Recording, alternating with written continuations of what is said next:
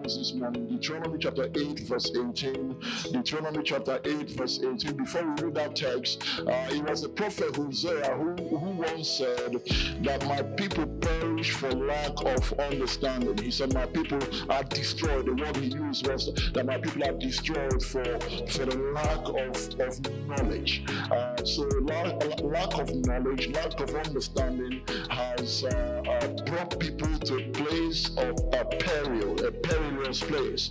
And there is no place where these plays are more than in the arena of money, And so this coming month, this March is going to be our money month. I'm going to be speaking to us a few things I put together about money. And this today we're going to be looking at some common money mistakes. Some common money mistakes that we make. I'm going to do that this Sunday, and then I may do that again next Sunday, and then I can then look at all that things. Some common money mistakes that believers make. Deuteronomy chapter 8, verse 18. Let's read that text. You shall remember the Lord your God, for it is He who gives you the power to produce wealth, that He may confirm His covenant that He swore to your fathers, as it is this day. Let's pray. Heavenly Father, we ask God that you give us wisdom to receive this word and to apply this word and watch this word bear fruit in our lives. In Jesus' name, and all God's people said. I will begin by first declaring to you that money matters. Money really matters. A lot of people walk around without this just blasé attitude about the importance of money. Money is important.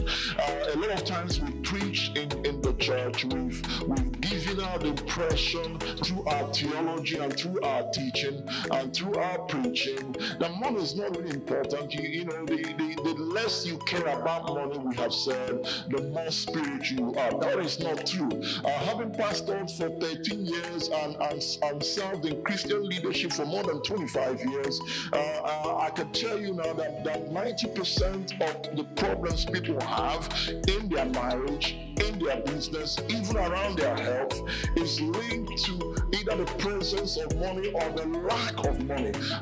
So if this singular quantity can dominate our lives this way, then it's high time that we begin to understand things about money. We begin to understand how money works, understand the laws of money, and understand the misconceptions around money. I can tell you now, many times you counsel a lot of couples.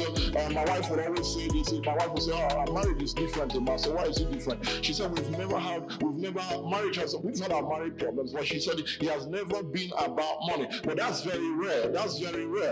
When you sit down with couples, you find that a lot of times money is at the root of their argument. You sit down with people, when you look at someone who's depressed or they're not feeling happy, there might be other things, but oftentimes it's about lack of money. They have the money and they say, so we can't just, even as Christians, we can't just, it doesn't matter. I'm a believer, I'm a child of God. Money, don't you understand? Say money is important. And if money is that important, the Bible, I think the writer of Proverbs will say that money answered all things.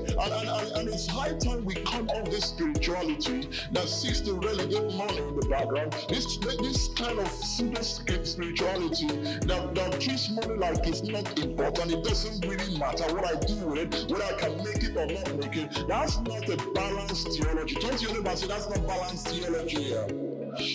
So this morning we're going to look at if money is really at the bottom of quite a lot of issues we have, how we treat it. You can hear me preach around other things around money to bring a balance. But if money is this critical, children are not in school because I can't pay my school fees. My blood pressure has gone up because I'm having money problems. If money can impact our life this way, isn't it important that every now and again we can sit down and begin to understand money and begin to understand how it works and begin to understand how we can have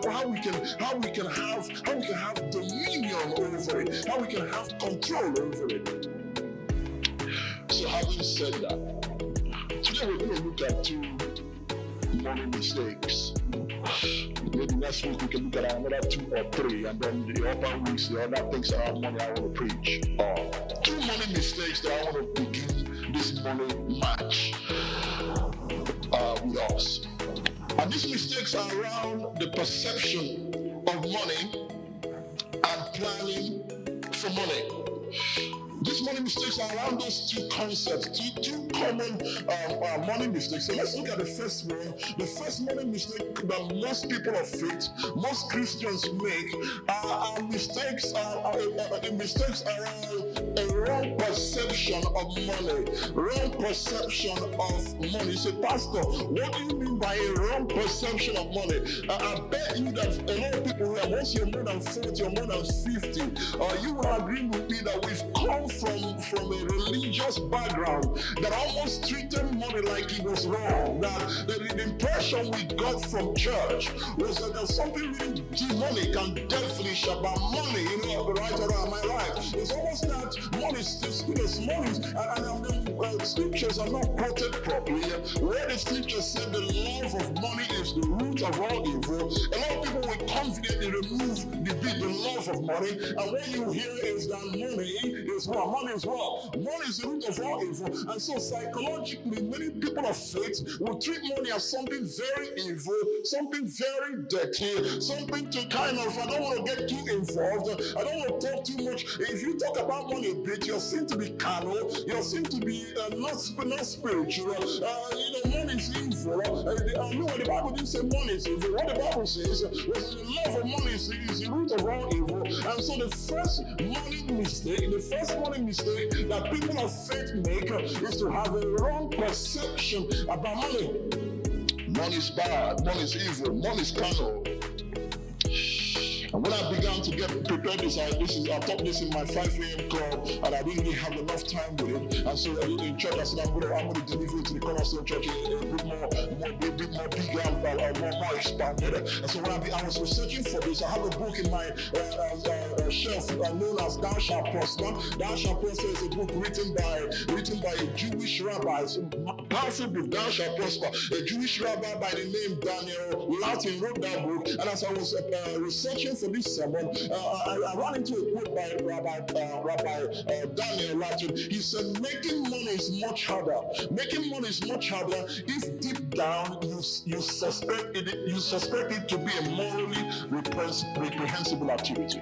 Let me say that again. Rabbi Latin said that making money is much harder if deep down you suspect it to be a morally reprehensible activity. This is a powerful statement, and this statement speaks to people of faith.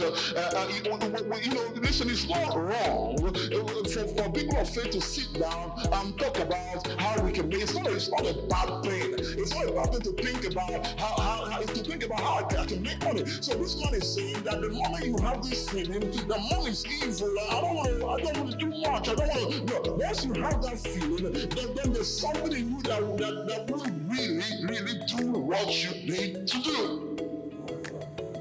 Every now and again, you run into people and you have some serious financial crisis. And as you begin to investigate that financial crisis, you realize that it's because they have not maximized their potential. They've not somehow their theology has brought them into this gray area where any attempt to push hard to make legitimate money is seen as carnal. And then what is not carnal is to be broke. What is not carnal is to walk around and not have resources. But it's carnal to say, okay, how we know? It's carnal. And that's an unbalanced, dysfunctional theology that a lot of us have come out with, and we have paid a high price for it. Martin Luther once said that if silver and gold are evil in themselves, then those who keep away from them deserve to be praised. But if they are good creatures of God, which can be used both for the needs of our neighbor and for the glory of God, is not a person silly, yes, even unpowerful to God, if he refrains from them as if they were evil? That's Martin Luther. So I want to challenge that money mistake, that thing in our head, that every time a Christian talks about money or thinks about money or you can't push hard. It's not. We're not spiritual. To some people, spirituality is about being poor and broke. To some people, spirituality is about being poor and broke. To some people, having enough for yourself and enough for your neighbor and enough for church is carnality, right? Driving a good car is carnality. Looking okay and being able to support people around you. So that brother is too kind of, because he kind of talks about money. And so we've come out with a theology that says poverty is spiritual, a bit of prosperity must be carnal. And I want to tell you that is a wrong theology. It's not from the Bible. You say, Pastor, can you explain that to us? Let me give you a few things as we interrogate that question. There are 2,000 money verses in the Bible. 2,000 money verses in the Bible. That means the Bible certainly thinks that money is important. There are 16 parables out of Jesus' 38 parables that talks about money. 16 out of 38 parables from Jesus will speak about money. There are more verses in the Bible that concern money than faith and prayer. Jesus spoke more about money than faith and prayer. Can you imagine that? When Pastor spoke to us about prayer, I think it was somebody spoke about prayer today. We speak about prayer and it's important to pray. But can you imagine that Jesus spoke more about money than he spoke about faith and prayer? What is he trying to communicate to you and I? He's trying to communicate to you and I that money is important. Don't you know that money is important? Down the road in March, we're going to balance it so you have a right, balanced relationship with money. But what I want to correct this morning is this whole thing about if a Christian has talks about money or thinks about money or how to make it, he must be carnal. No, that's not true. You're not carnal for thinking and saying, okay, what can we do about money? The doctrine in that is that God created money. God created money. When they were describing the four rivers in Genesis, the writer of Genesis talked about one of the rivers in Genesis and said that one thing about that area in the Garden of Eden was that there was gold there, and that gold was what? That gold was what? Let's see what I have theologians here. That gold was what? Good. That gold was good. That gold was good. That's the writer of Genesis telling you that gold was good. God created gold. Gold was money at the time. That the gold is good. As far as God is concerned, there's nothing wrong with money. So I want to challenge, and let me tell you, there are series of sermons I'll be preaching this coming year, and those sermons have been birthed from having pastored now for 13 years, having been in Christian leadership for 25 years. There were things I knew as a theory, and now I know them as a practical. There are theoretical things I knew, but having gone into the field, I've had to adjust those theoretical things, because I can see we got this wrong. I mean, look at the church. What are you doing in the church without money? So as you keep despising money and keep despising, and it doesn't really matter. You don't maximize yourself. You don't really maximize what you can do. Then you're going to continue to live in lack. You're going to live in lack in your families. We're going to live in lack in church. I was called to come to this country, not to just start a cornerstone church. My mandate was an apostolic mandate. And one of the things in that mandate was Dr. Silva told me in 2013, he said, you are going to oversee a lot of church plants. And I don't stop. I'm going to oversee a lot of church plants. Every day I think about that, I realize if you're going to oversee a lot of church plants, you're going to have what? You're going to have money. And if you're going to have money, it means the people you're preaching to must figure out how to do what? How to have money. So when we're talking about the money, it's just like, it doesn't add up. You're going to balance it. So money is not evil. Let me say a few things before I go to the second mistake. Money is morally neutral. Money is morally neutral. Can I explain that? Money takes on the character of the person who's holding it. Money is evil. No. If money is in the hands of a good person, that money will do good things. If money is in the hands of a bad person, that money will do what? If money goes from the hands of a drug dealer into the hands of a pastor, that same money that was used to buy drugs will now be used to plant churches. So that tells you that money by itself has no morality. Money is immoral. And are you getting what I'm saying? So there's what we call moral, there's what we call immoral, but there's also what we call amoral. That means it's neither moral nor immoral. It takes on the character of the person who is doing what? Who is holding. So understand that. Understand that money is morally neutral.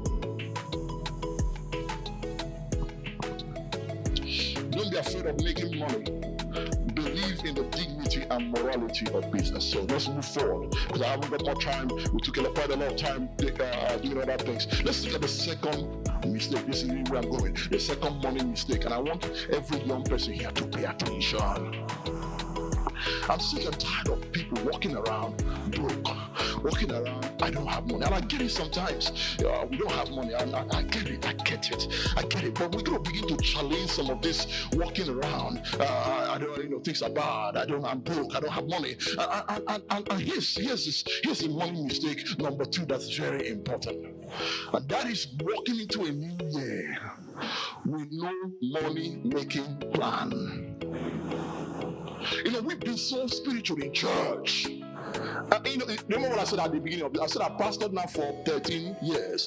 I've been in Christian leadership for 25 years. There are Christian theories that I ran off with, but I've not tested my theory with what? With what? Reality. And I've had to adjust my theory. Am I talking to intellectual people here? I came up with some theories. Money, we know where money is. And after pastoring people, I'm thinking, this marriage would have worked, if there was a bit of, if the pressure and money problem that marriage, there were issues, but this marriage could have kind of worked if they didn't have as much money pressure as they had. Am I connecting with someone? Now I have to go from that reality and go and check my theory and do the necessary adjustments that I want to make in my theory. And one adjustment that I want to make today is that as you go into the new year with your crossover service, with your prophetic word across the new year, with your praying and fasting across the new year, with the anointing oil poured on your head as you enter the new year. When you finish that, please sit down in that new year and come out with a money-making plan. What is my plan to make a bit more money this year? It is not carnal to do that. It's not scriptural to do that. And let me say this, let me get very practical. You know what your income into the family is. We need 700,000 to run this home. We need 700,000 to pay the rent, look after the school fees, our health care, all of that. But what comes into this home is 400,000, and there is a deficit of what? 300,000. Instead of just only saying, oh God, give me a miracle money of what? 300,000. You can actually sit down with your wife and say, we have a 300,000 monthly deficit. Can we come out with a money-making plan to cover the 300? This is what churches haven't taught. So it's alert, money alert. One pastor stood on the stage and said, angels are sending money alert. And you could imagine pastoring a bunch of people who believe that angels will just send you money alert. So this is why Pastor Emmanuel is not making any headway, because I'm preaching to a bunch of people who are listening. You're preaching when I can just have faith, and angels will just send me. Listen, even when angels sends a money alert, it is an exception to the rule. It is not the word. It's not the word. It is not the rule. It is not the norm. And I know God can do anything, but sending alerts to every member of the Cornerstone Church is not how God intends to bless you. How God intends to bless you is when you walk into the new year, you understand where you are financially, you understand what you need financially, and you start thinking, what financial plan, what money making. Listen, some of you here, children are about to go to university. In 3 years' time, they'll be writing job. What is the money plan for that? So here you're going to get married, you're going to get married, and I know how it works in Nigeria. In England, we get married and we can kind of wait for 2 years, get to know each other. Here, if you're getting married, you're having a baby the next day. And so if you're doing that, I better also sit down and throw what? A money making, listen, Pampers cost money. Pampers cost money. And I tell you now that there are many women women who will not agree for you to go and buy that one that we constantly use and wash. They're not having, these women of these days are not having that nonsense. Powders cost money. And so once Pastor Yvonne is praying for you, once we're anointing you, once we're helping you and believing God for you, you better sit down, get a pen and paper, and come out with a money-making plan for the new year. We believe God for the anointing for the new year. We believe God for good things for the new year. But please sit down and draw a money-making plan. If not, let me tell you, you are going to get bitter against God, and you are going to get bitter against the pastor. You are going to come to a point and you begin to say, God, you failed me. Can I tell you something? And it's only after 13 years of pastoring that began to make more sense to me. Proverbs chapter 4 verse 7, in all you're getting, in all you're getting, in all you're getting, in all you're getting, get wisdom. Wisdom is the principal thing, not faith, not healing, not preaching. Wisdom, understanding is the principle. It says in all you're getting, after you've gotten faith, make sure you add wisdom to faith. After you've gotten anointing and power, add wisdom to the anointing and power, because wisdom, as far as the writer of Proverbs is concerned, is what? Is a principle. That's why Hosea will connect to that and say, my people perish for lack of wisdom. And that's why I'm telling you this morning, that as you enter 2023 and you're planning to enter 2024, make it a point of something you must do when you sit down with your wife or even that your girlfriend that you're dating and you're going to get married to, and say, listen, what's our money making plan? Turn to your neighbor and say, what's your money making plan? It's not carnal. It's not carnal. It's not carnal. It doesn't mean you're not spiritual. Look, it doesn't mean you're not spiritual. It doesn't mean you can't speak in tongues. It doesn't mean this brother is so carnal. He talks about money making. How is this guy, man? You're not, a lot of Christians are, so heavenly minded that they have no earthly value, earthly use. They become so heavenly minded that they have no earthly use. But when that bill strikes you, when you start owing people left, right, and center, when you start running away from debtor and your creditor and landlord, then you realize, maybe Pastor Money was right. I should have prayed, but I should have also planned.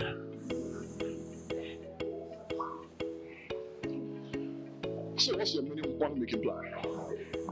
This year, we're just entering March, so this year is just beginning. 2 months have gone. What's your money making plan? How do you cover that deficit? That monthly 70,000 naira deficit? That difference between what comes in and what goes out? We're constantly at the end of the month short of 70,000. We prayed about it. We fasted about it. But what are we going to do about it?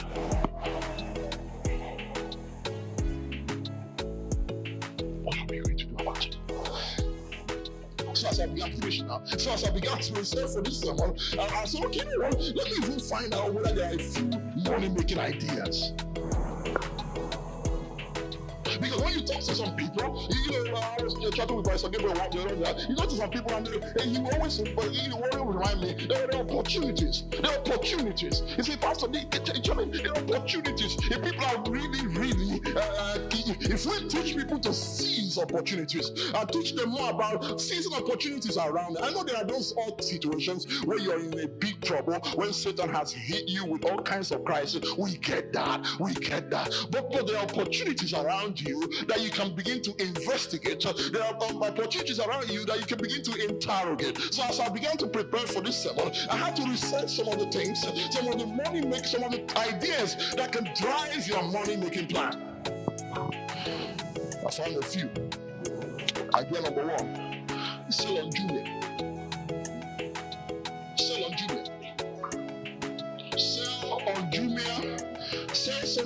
Become a vendor on Jumia. You've got to buy an iPhone 14. What is it for? iPhone 14 to do selfie.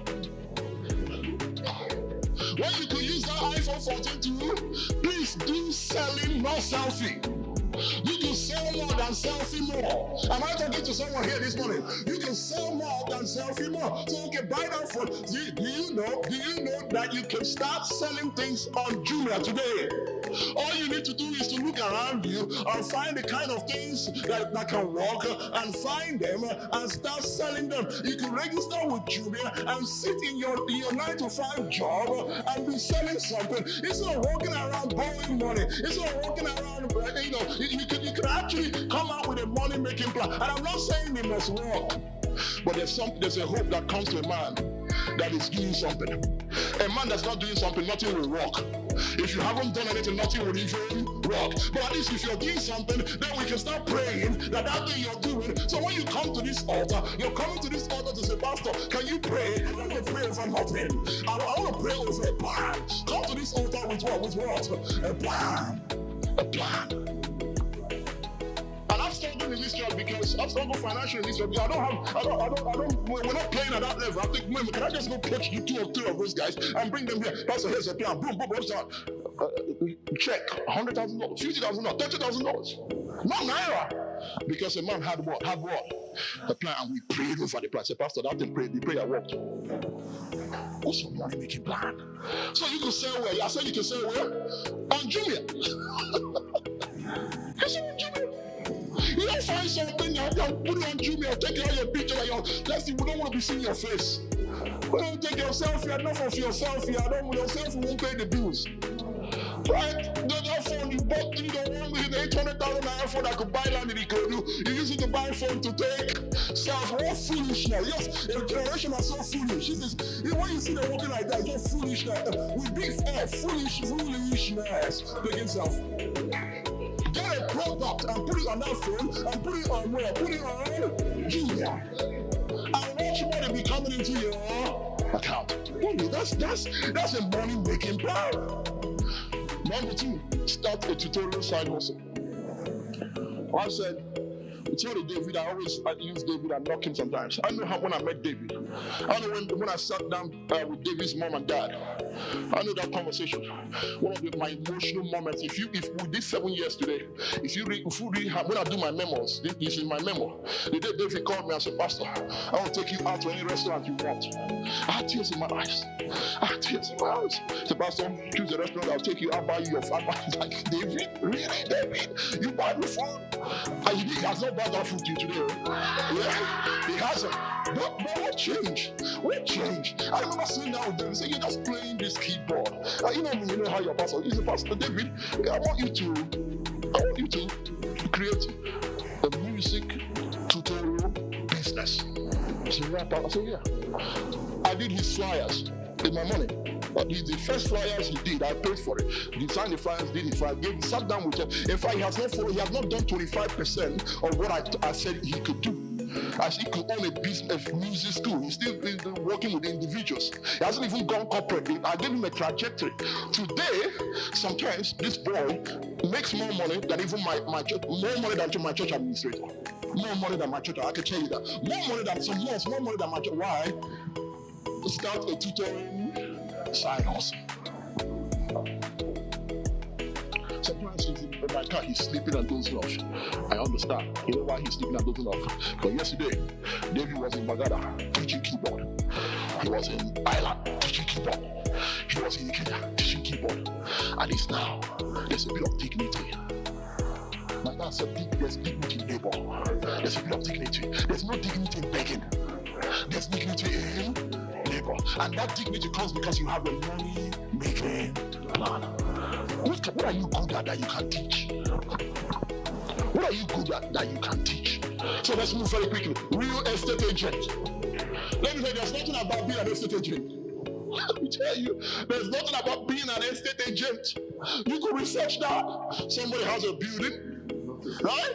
It's not for you. Somebody has a building they want to sell or they want to rent, and you get your system put in place that you're connecting people who want to rent to people who have buildings, and you can make money.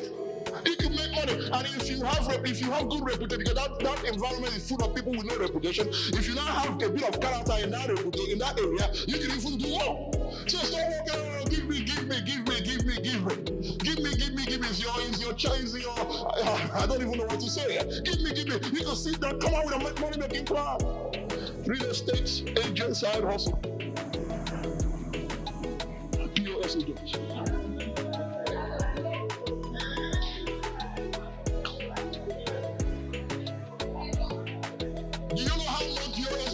this season.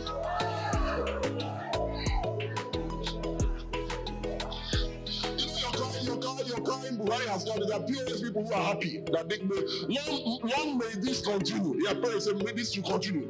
I've heard somebody who paid 12,000 naira to POS to withdraw 10,000. I called my wife and I told her that. I thought she would be shocked. She said, can anything shock anybody in that country? You're paying 12,000 naira. I wire you deduct 22,000 from my account, but give me 10. My wife said, what is that? That's POS. POS agent. I just research it. Come together and do it. The next one is digital marketing. A lot of churches are still analog. We're still we're still analog in Cornerstone Church. We're still analog. I don't think we're as digital. Go check Harvester. Check churches that have gone digital. We're still very analog here. What is digital marketing? There are churches who are filled with leadership that are analog. They are not the analog leadership. So you go to them. You say, please, I'll be in charge of creating your digital content. Since you guys you come from old school, you don't understand the way things are. Let me just pay me money. I'll be in charge of creating your digital content, and I'll be in charge of advertising you. I'll deal with Facebook blast. I'll deal with Google marketing, and pay me for that. That your phone that you're using to do selfie. It's a whole office. You're not paying rent. It's a whole office, right? Oh, this is content. So digital marketing and content marketing consultant. They're the same thing. Now here's the one. Event planning. What's in event planning? Go on the internet and do some free courses on event planning. And then you say, start off with people you know that know you. Say, can I run this event for you? Pay me 10% of what you pay other people. You start there. Event planning. If you're somebody who's very organized, you could think outside the box, go into event planning. And let me tell you, this is I'm telling you, you could be doing 5 things at the same time. You could be doing event planning, be doing this. So here's the one. Presentation design consultant. I was talking to Samuel Friday. I called Samuel Friday. I said, listen. So I teach leadership now. So I do leadership as my 9 to 5 thing now. I teach leadership. So as I was designing my slides. Any teacher will tell you that doing slide is the boring part of you. You've done your content, you got your things in place. Now doing your PowerPoint slide is like, now imagine if you're the one who tells people, send me your content, and I'll get your slide done, and I'll put all the skimpy pictures. Slides are better when they are. When I'm doing my training slides, I don't have time to be going around searching for necessary images. And images make teaching easy. If you leave me, I'll just put all my words there. But you're the content marketing consultant, the presentation design consultant. Send me your lecturer, send me your content. I'll read it. So when he was doing my design for the bronze class, I called him. There's a place I had Isaac Newton was just sitting there watching, and one apple. His leaders think reflectively. So one apple fell from the apple tree and fell on his head. That's a legend. And in thinking about that apple, that's how he began to think about the law of gravity. So I did that. I called him and said, go and get that, find that image. He found that image. He got the slides looking sharp. Left alone to me, my slides would just be what? Words. You could sit down and have people send you content, and you create slides for them and do what? Charge them. So walking around like Buhari has killed you. So walking around, you lost a lecture, you will jump into the lagoon. You have your own life to live. Presentation design consultant. I saw Chinedu do that with muscles. I said, what do boy can do without muscle? Chinedu has muscles. Look, online fitness trainer. And you're the biggest advert for you don't need to advertise, so you want to be like me? You want to be like me? Come. What are we getting with that muscle? You set it up. Get some training routines. If you don't have training routines, go to David that doesn't have muscles. David, how much did he make last month from online fitness trainer? No, tell me, how much did he make last month? 80,000. 80,000. Online fitness trainer. Does this guy look like a fitness trainer? These are training. But then if you see David as fitness, will you think this guy will train you? You have to think, come let me train you myself. 80,000 only from that. 80,000 only from that. David will teach me how to swim. When I came here, church youth, let's just go to Sikis and swim. They'll swim with their skimpy naked body. They come out. One guy learned to swim and he's using it to do what? He's teaching people how to swim and he's making money from it. You're walking around, there's no opportunity. We're dying. Nobody has finished us. This and that and that. Look at it. Online fitness trainer. Get some fitness routine. Video it. Start talking to people about it. There are ones who will learn online, and there are ones who will invite you to come and give them physical training, and you're making money. Open a food shop or truck. Are you getting what I'm saying? And you know, this sermon I preach today doesn't feel spiritual, but let me tell you, this is probably one of the biggest spiritual sermons I have ever preached. Because if you're going to survive what is coming, right, you better change your perception about money, and you better go home today and come out with a money-making plan. That's all I have for you this morning. God bless you.